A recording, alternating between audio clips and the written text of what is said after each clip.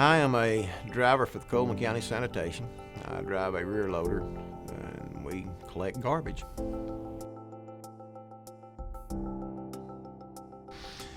Got some news that I probably didn't really want to hear, but I was diagnosed with colon cancer. I had 12 chemo treatments. It was every other week, and they actually it was to start with, very simple, but then as the treatments went on, of course, they got worse. But every day I have a picture of my granddaughter on my phone, and every day I looked at that picture, and I'm going, oh God, I've got to go do this again. But then I looked at that picture and solve a whole problem. I wouldn't even think more about it. Go take your chemo. She is 19 months old, apple of my eye now. Never thought that grandkids would make that big a difference, but they do. But I kind of get a little teary-eyed talking about her, but she's a very, very outgoing kid. I mean, loves outside. We usually get out. I like to go take her and get her ice cream. And then me and her just absolutely, just to get outside. Me and her is very outdoorsy. If she's outside, she's happy. I'm outside, I'm happy. I'm not an indoor person.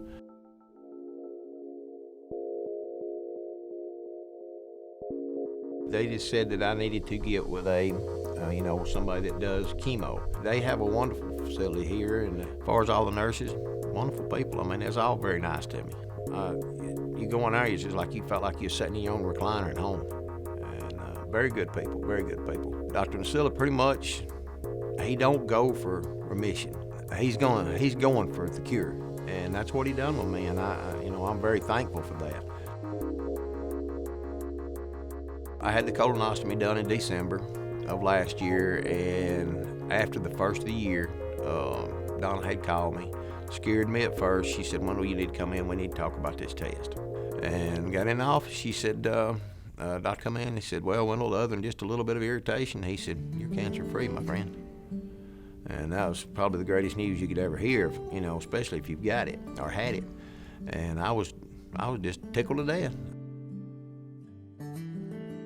I started with my daughter, and of course, I told her, I said, well, I got some good news. She said, what's that? I said, well, I'm cancer-free. And of course, she was tickled to death too. I was very, very happy. My wife passed away July 26, 2012. She never really got to meet my granddaughter, or our granddaughter. And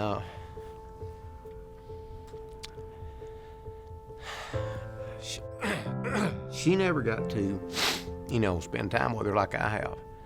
And it's during all the chemo and everything, it's one of those deals that, like I said, you've got to have something to hold on to. And my granddaughter was what made me. I just sat down and I thought about it. I said, okay, I'm gonna finish it up, see what happens. She's what makes it worth it all.